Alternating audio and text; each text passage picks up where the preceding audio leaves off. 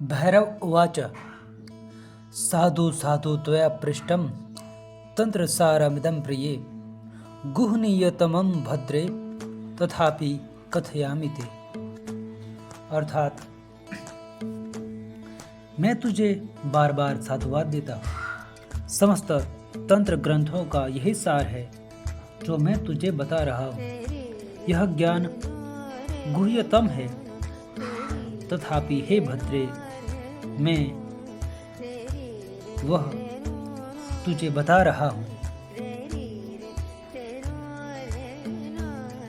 तो अब इसका भावार्थ हम अच्छे से समझते हैं।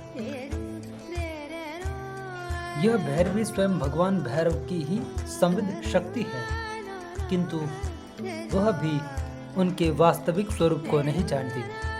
वह साकार और निराकार के रहस्यों से सर्वथा अनभिज्ञ रहती है, जिससे वह बार बार प्रश्न पूछती रहती है कि इन दोनों का रहस्य क्या है। यदि निराकार ही सृष्टि रूप में साकार बनता है तो उसकी विधि क्या है। यदि आरंभ में ही दोनों दो भिन्न शक्तियां हैं, तो इन दोनों का संयोग किस प्रकार व किस कारण से होता है। वह परम तत्व चेतन स्वरूप है अथवा जड़ स्वरूप है।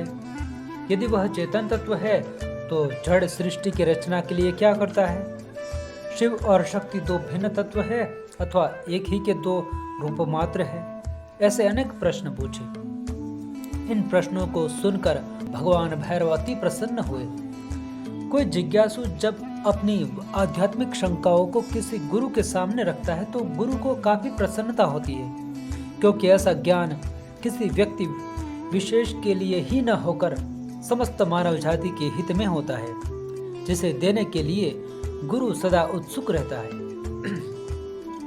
किसी गूढ़ व रहस्यमय ज्ञान को देने के लिए गुरु स्वयं योग्य शिष्य की तलाश में रहता है, जिसे वह ज्ञान दे सके। कृष्ण ने भी अर्जुन को ही इसका योग्य शिष्य व सुपात्र समझकर उसे गीता के रहस्य को प्रकट किया, जो किसी अयोग्य पात्र को नहीं दिया जा सकता था। ऐसा ही रहस्यमय ज्ञान भगवान भैरव ने भैरवी को देने के लिए उसे योग्य पात्र समझकर कहने लगे कि हे प्रिय, तू बड़ी प्रतिभा संपन्न है जो ऐसे प्रश्न पूछ रही है। सामान्य व्यक्ति ऐसे प्रश्न पूछ नहीं सकता। तू जिस प्रकार के प्रश्न पूछ रही है कि वे सब समस्त मानव जाति के लिए कल्याणकारी है तथा परमानंद की प्राप्ति के लिए है। इस प्रकार के प्रश्न मुझे बहुत प्रिय है, जिनके लिए मैं बार बार तुझे साधुवाद देता हूँ।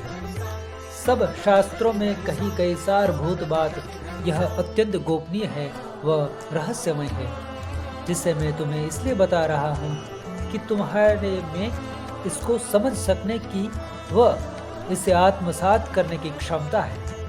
इस रहस्य को बहुत छिपा कर रखना चाहिए तथा बिना योग्य पात्र के इसे किसी को भी नहीं देना चाहिए। इस पर विचार, ध्यान व मनन करते रहना चाहिए। समस्त तंत्र ग्रंथों का यही सार है जिसे मैं तुम्हें दे रहा हूँ। यह ज्ञान वेदों से भी उच्च कोटि का है।